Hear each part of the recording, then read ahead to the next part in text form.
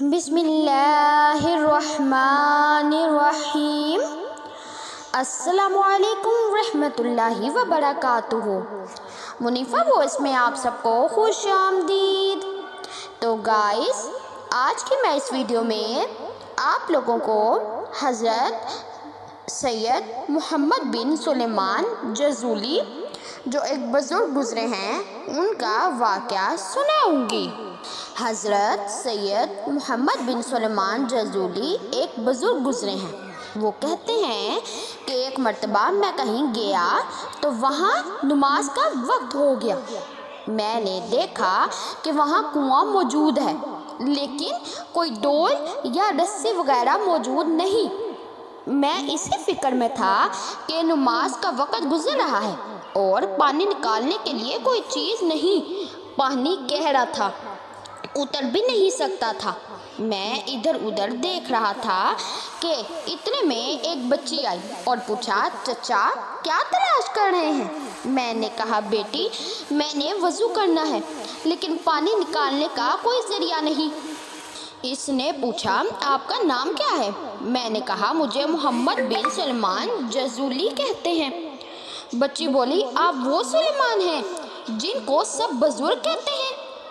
میں نے کہا کہ ہاں، لوگ مجھے بزرگ کہتے ہیں۔ تو کہنے لگی کہ آپ کا ایسا کوئی نیک عمل ہے جس کے ذریعے آپ اللہ تعالیٰ سے دعا مانگیں جس سے پانی اوپر آ جائے؟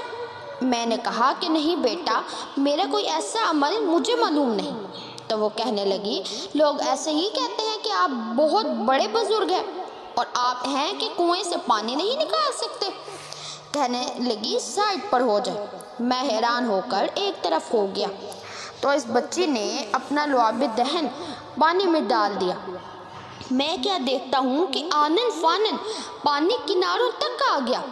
لڑکی کہنے لگی، پانی اوپر آ گیا ہے، آپ وضو کر لیں۔ میں نے کہا، وضو تو میں کر لوں گا لیکن کہیں آپ نہ چلی جاؤ۔ پہلے یہ بتاؤ کہ تمہارا ایسا کون سا عمل ہے جو اللہ تعالیٰ نے آپ کی لعاب میں اتنی طاقت رکھی ہے کہ پانی اوپر آ گیا؟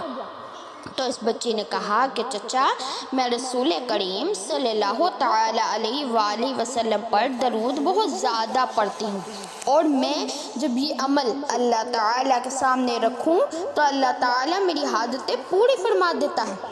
یہ سن کر میں نے عہد کیا کہ جب میں واپس اپنے وطن جاؤں گا تو درود پاک رسول کریم صلی اللہ تعالیٰ علیہ وآلہ وسلم کے فضائل پر کتاب لکھوں گا۔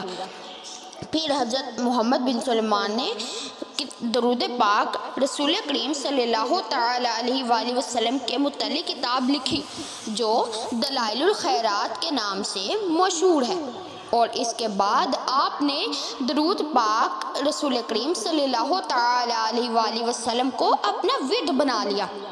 اور آپ کے متعلق مشہور ہے کہ آپ کی قبر سے کستوری کی خوشبو آیا کرتی تھی۔ آپ کے وصال کے 70 سال بعد آپ کے جسد خاکی کو سوس شہر سے مراکش منتقل کیا گیا تو آپ کا جسم ویسے ہی تر و تازہ پایا گیا، حتیٰ کہ آپ کا کفن بھی بوسیدہ نہیں ہوا تھا۔